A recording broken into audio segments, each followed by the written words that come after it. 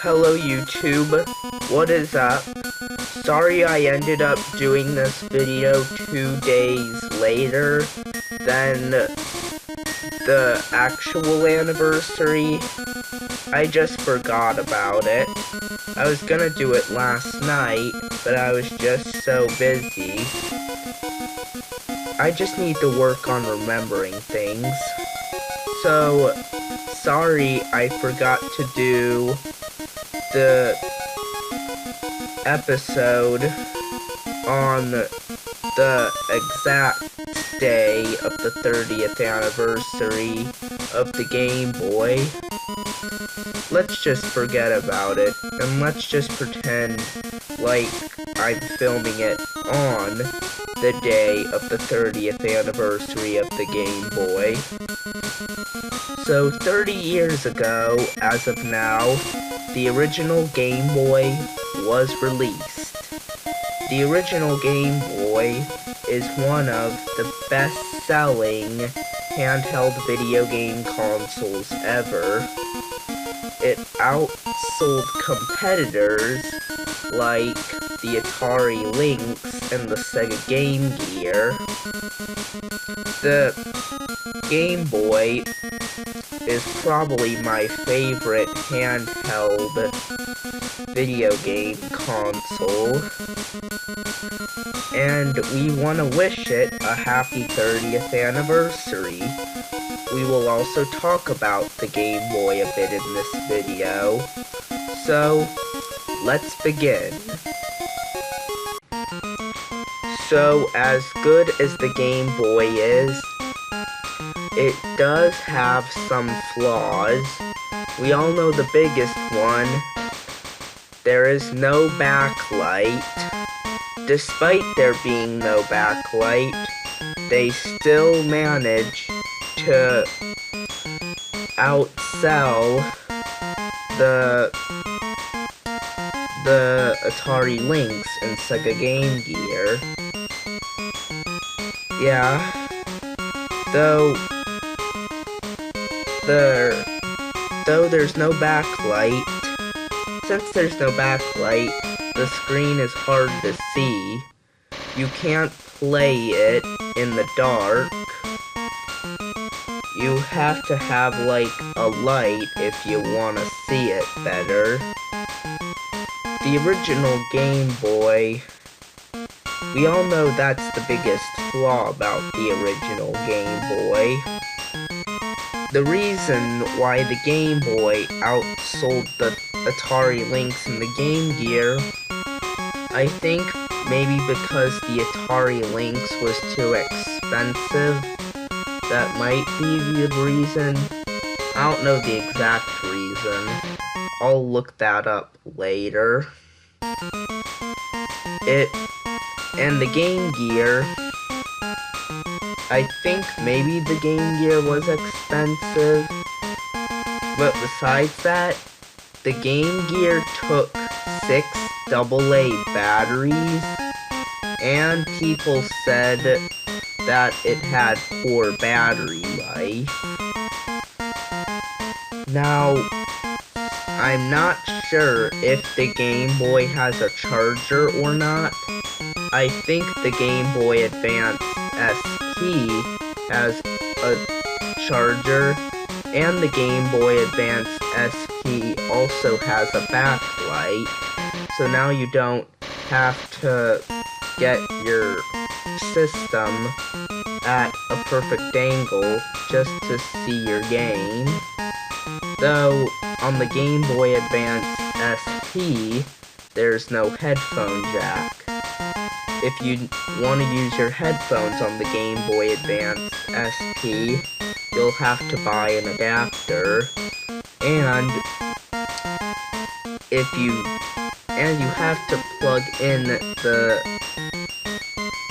adapter in the same place the charger goes in, so you can either have one or the other plugged in. Yeah.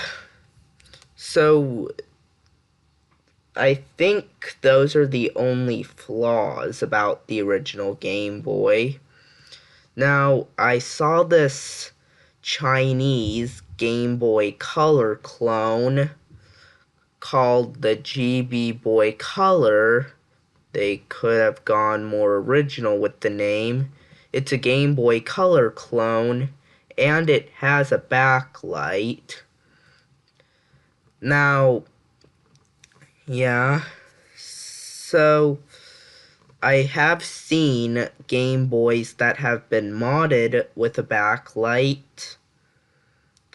So, technically, I think those are the only flaws about the original Game Boy.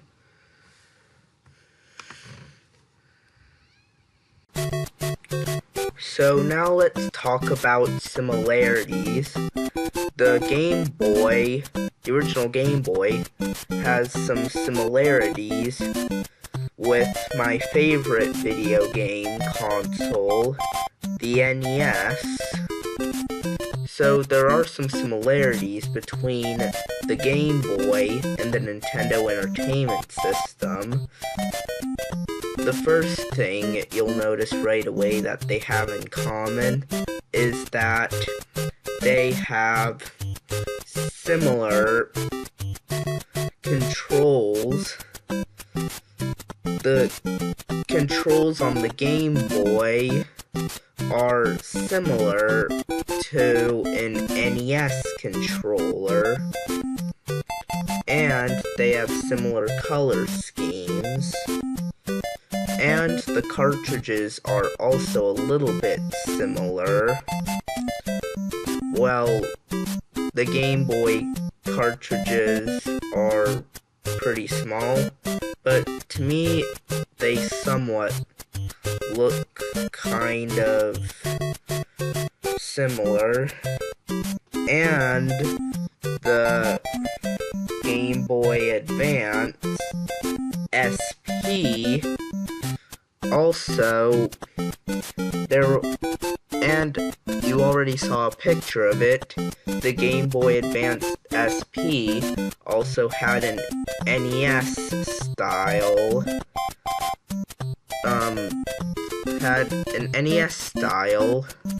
for the thing,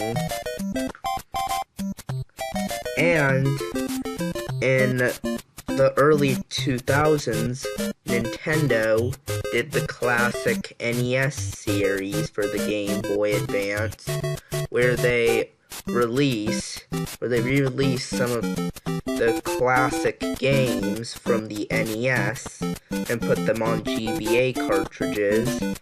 Now, for Christmas, I got a GBA cartridge that has like 100 NES games built in there. Now, there are some graphical glitches. There are some graphical issues with NES ROMs on the Game Boy Advance because of how small the screen is. But those are some similarities between the Game Boy and the Nintendo Entertainment System.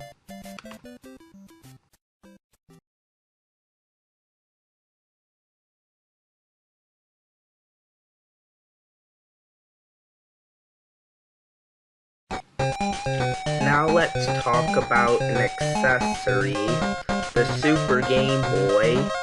The Super Game Boy is an add-on for the Super Nintendo that allows you to play Game Boy games on your TV.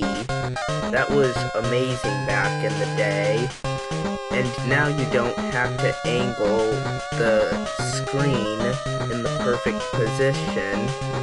Since it's on your TV, you can already see it perfect enough. The Super Game Boy had switchable color palettes. So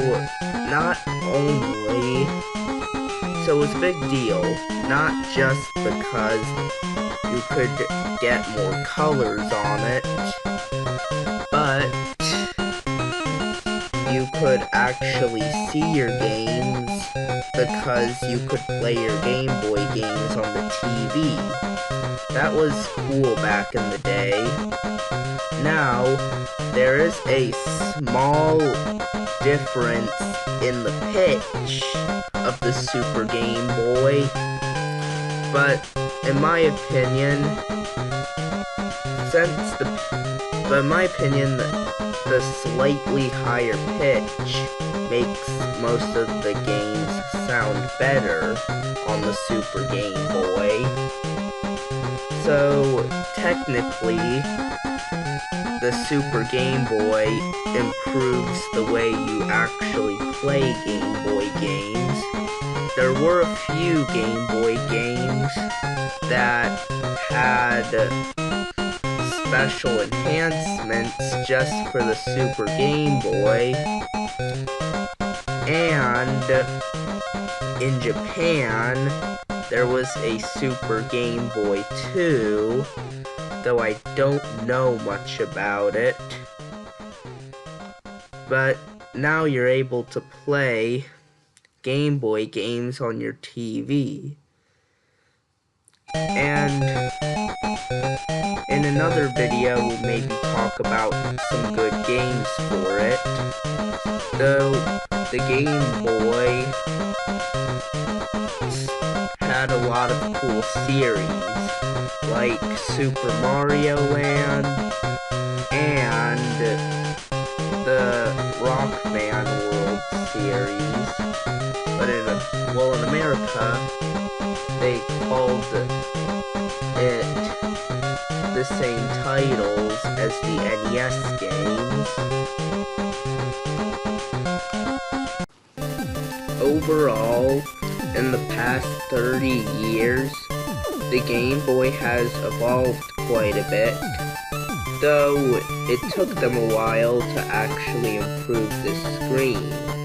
Even in 2001, when the Game Boy Advance came out, they still didn't have a backlit screen, though at the time, more portable systems started getting backlight screens, and a year before the Game Boy Advance was released, Majesco re-released the Sega Game Gear.